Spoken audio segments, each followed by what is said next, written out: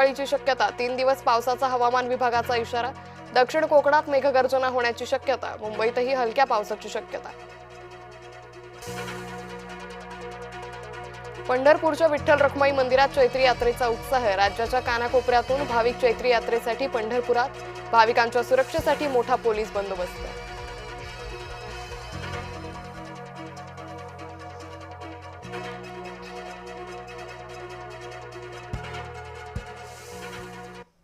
नमस्कार, मी अंकिता जाधव। आपण पाहताय जय महाराष्ट्र। बातमीपत्रात तुम्हा सगळ्यांचं स्वागत। बातमीपत्राच्या सुरुवातीला मोठी अपडेट अशोक खरात प्रकरणी। अशोक खरातला 1 तारखेपर्यंत पोलीस कोठडी सुनावण्यात आलेली आहे। खरातच्या पोलीस कोठडीत वाढ झाली आहे। खरात तपासात सहकार्य करत नसल्याचं तपास अधिकाऱ्यांचं म्हणणं आहे। खरातवरील आरोप अत्यंत गंभीर असल्याचंही न्यायालयानं म्हटलेलं आहे। त्यामुळे अशोक खरातला 1 तारखेपर्यंत पोलीस कोठडी ही सुनावण्यात आलेली आहे। अशोक खरातची मागील पोलीस कोठडी आज संपली होती। त्यानंतर अशोक खरातला आज नाशिक जिल्हा सत्र न्यायालयात हजर करण्यात आलं। त्यानंतर न्यायालयानं अशोक खरातला 1 तारखेपर्यंत पोलीस कोठडी सुनावली आहे। तर गेल्या काही दिवसांपासून जेव्हापासून अशोक खरातला अटक करण्यात आली त्यानंतर रोज अशोक खरात प्रकरणासंदर्भातले नवनवीन अपडेट, अशोक खरातचे नवनवीन कारनामे हे समोर येत असतानाच आता पुन्हा एकदा अशोक खरातला 1 तारखेपर्यंत पोलीस कोठडी सुनावण्यात आलेली आहे।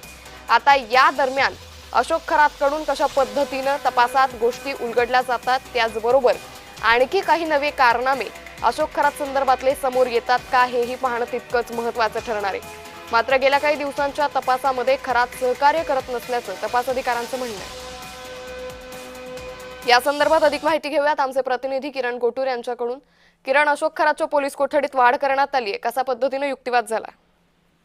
अंकिता, अशोक खरातला 1 एप्रिल पर्यंत पोलीस कोठडी आज देण्यात आलेली आहे। अशोक खरातची आज पोलीस कोठडी संपलेली होती आणि आज त्याला मान्य न्यायालयामध्ये हजर केल्यानंतर 1 तारखेपर्यंत त्याला पोलीस कोठडी देण्यात आलेली आहे। अशोक खरात जो आहे तपासामध्ये सहकार्य करत नाही अशा पद्धतीचा एक आरोप जो आहे तो सरकारी वकिलांकडून करण्यात आला आणि त्याच पद्धतीने या संपूर्ण प्रकरणाची व्याप्ती मोठी आहे। अनेक गुन्हे दाखल होत आहेत, त्यामुळे अजून तपासासाठी वेळ लागेल आणि त्या पद्धतीने अशोक खरातकडे मोठ्या प्रमाणात मालमत्ता आहे। ते मालमत्ता त्यांनी वेगवेगळ्या लोकांच्या नावावरती घेतलेला आहे असं संशय आम्हाला आहे।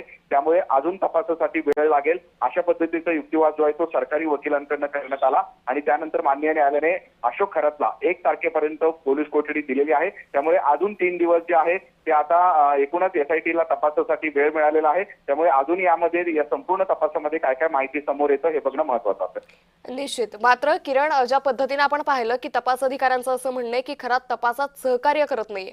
आता पुढच्या 3 दिवसात जी पोलीस कोठडी अशोक खरातला देण्यात आली आहे, या दरम्यान तपास अधिकाऱ्यांसमोर किती मोठं आव्हान आहे की अशोक खरातचे आणखी काही नवे कारनामे समोर येतील का? अगदीच बरोबर आहे। अशोक खरात या संपूर्ण चौकशीमध्ये सहकार्य करत नाही अशा पद्धतीचा एक आरोप जो आहे तो सरकारी वकिलांकडून आज करण्यात आला आणि त्याच पद्धतीने अशोक खरातकडनं मोबाईल, लॅपटॉप, अजून काही गोष्टी आहेत ते जप्त करण्यात आलेल्या आहेत। त्याही संदर्भात तपास करायचा आहे। आतापर्यंत जे तपास करण्यात आला त्यामध्ये अशोक खरात हे सहकार्य करत नाही असंही म्हणणं जे आहे ते सरकारी वकिलांकडनं होता आणि त्याच पद्धतीने अनेक गुन्हे आतापर्यंत अशोक खरात वरती दाखल झालेले आहेत। आतापर्यंत 6 गुन्हे दाखल झालेले आहेत आणि त्यापैकी 8 जे गुन्हे आहेत ते महिलांवरती अत्याचार संदर्भात दाखल झालेले आहेत। त्यामुळे अजून या सगळ्या प्रकरणाचा जो तपास आहे तो तपास करणं गरजेचं आहे आणि वेळ हवा आहे अशा पद्धतीचा युक्तिवाद केल्यानंतर माननीय न्यायालयाने अशोक खरातला 1 तारखेपर्यंत अजून वाढीव पोलीस कोठडी दिलेली आहे। त्यामुळे 3 दिवस अजून हे तपासासाठी वेळ मिळालेला आहे। त्यामुळे या सगळ्या प्रकरणाच्या तपासामध्ये अजून काय काय माहिती समोर येतं हे बघणं महत्त्वाचं आहे। निश्चित। किरण, धन्यवाद आपण दिलेल्या सविस्तर माहितीसाठी।